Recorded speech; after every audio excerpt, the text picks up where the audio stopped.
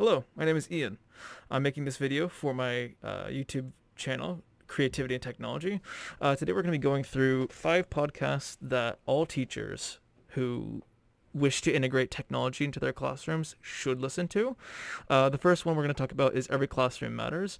I listened to a specific episode, and they talked to they talked to each other about the idea that teachers can burn out, that overdoing things often makes teachers and educators burn out and be unwilling to push and become creative with their technology uses in the classroom. One of the people who was part of the podcast talked about their experience with introducing different apps every week that a educator could use to his teachers. And what he found is that because he was giving them around 10 a week, they weren't willing to use them. They didn't really want to use them. They didn't want to touch them. They really didn't want any more because they were getting overdone. They had so many apps, they weren't willing to use any of the new ones. Whereas he found, as he realized this years later, he decided that he would only give the teachers about 3 apps per week. That way, they would have time to get used to the apps, understand how they work, and make a decision on which ones they wanted to use. Instead of saying, I have these 10 apps that I have to try out this week. I'm going to try these ones out. I like these. Oh, I'm getting 10 more the next week. Well, I don't want to use those because I already know how these ones work. Getting 3 a week turned out to be the right idea because it gave the teacher less to do and less to think about, which ended up allowing them to process, and along with all the other things that they have to do in their lives, whether it be personal relationships and their school, they don't need all of that work. So what they're essentially saying is that you should, as a teacher, you should limit what you're doing, even though if you're getting a lot of ideas of what you should be doing, of what technology you could be using, try to limit it. Give yourself a break. Give yourself time to actually process that information. The next podcast we're going to be talking about is The Teacher's Lounge. The episode that I listened to discussed the fact that teachers have to motivate their students, especially in this time of COVID with Zoom classes. A teacher has to constantly help their students to be motivated, to actually be interested in paying attention. What we see so often is these young students being so bored in their Zoom classes that they don't want to pay attention. They'll do anything to get away from actually doing what they're supposed to be doing.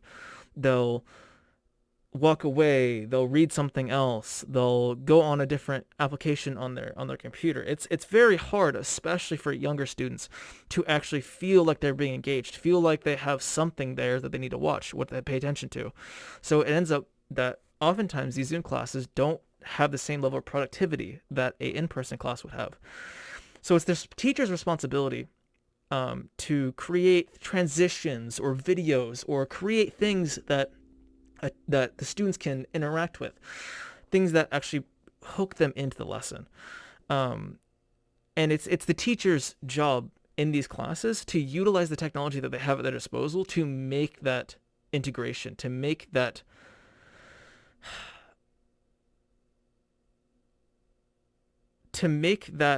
connection between the lesson and their attention span. These children, these students, these even college students need to have something to hook them into these lessons, or else they're just going to not pay attention.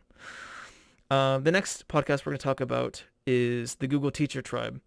Now, I listened to another episode of them, and they talked about how using Google Sites as a teacher can help you and your students, such as using things like Google Keep allows teachers to have an interactive website that helps out. Google Sites allows teachers to create their own website for students and their parents to be on the same page. I saw this quite a bit during the time that I was a student, is that teachers would make their own website, and it was very easy for the students and the teachers to actually go in and have a very good grasp of everything that's going on. Another website that they used was Google Keep, which allows teachers to have a very, very interactive time management app, which allows them to get on appointments on time, meet with students on time, get ready for classes, prepare for classes, everything like that. Another podcast you should be watching is House of Ed Tech. So House of Ed Tech is very great. They talked about in this episode that I watched was digital citizenship and why it's important. It's very important to be a digital citizen because being a digital citizen, which is what you should be pushing your students to be, is generally just having the ability to cite sources, find research, be able to understand and learn about basically any topic online, as well as morals of the internet. What's acceptable, what's not acceptable. It's the teacher's job to interact with this technology and interact with their students and hopefully push them towards a path of being better people online, or being a digital citizen, being someone who actually contributes, actually is able to learn, actually able to understand things on the internet, things from technology. It's the teacher's job to do that. The next podcast we're going to talk about, and the last one we're going to talk about, is the Ditch That Textbook podcast. This podcast actually creates shorter podcasts, little 8-10 minute segments. I liked that more, in my opinion, than the other 4, because the other 4 tended to be half an hour to an hour long. So if you don't have time to listen to these other 4 that I had mentioned, the Ditch That Textbook podcast is probably your go-to. They have about 150 different episodes currently going on. Their most recent one talks about how use of teaching technology and making lessons, you need to make an experience and not a chore for the students that are watching. So, especially in this age of COVID, this is exceedingly important. If a Zoom class is so easily forgettable, how are students meant to remember anything that actually happened in the class? Technology can be used not only in those Zoom classes, but in in-person classes when they start up again, to make an experience. And this is especially, you're able to do this especially by making videos, by having your students sit down and not only just make a video like I'm making right now, where it's just profile, you're only seeing me, and I'm just talking to you. What they can do is, if you give them an assignment that is, hey, I want you to fill out these 10 things. I want you to fill out these 10 things and then present them to me.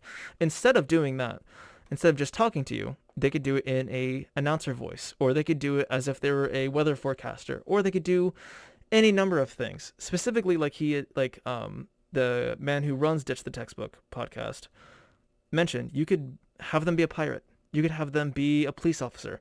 Anything. It's your duty as a teacher to use the technology you have available, and not only just use it. Using it is half of the battle. Integrating it properly into the classroom in order to get your students to remember the lesson is your job. Now, my name has been Ian. It's been great being here, talking to you all. I'll see you next time.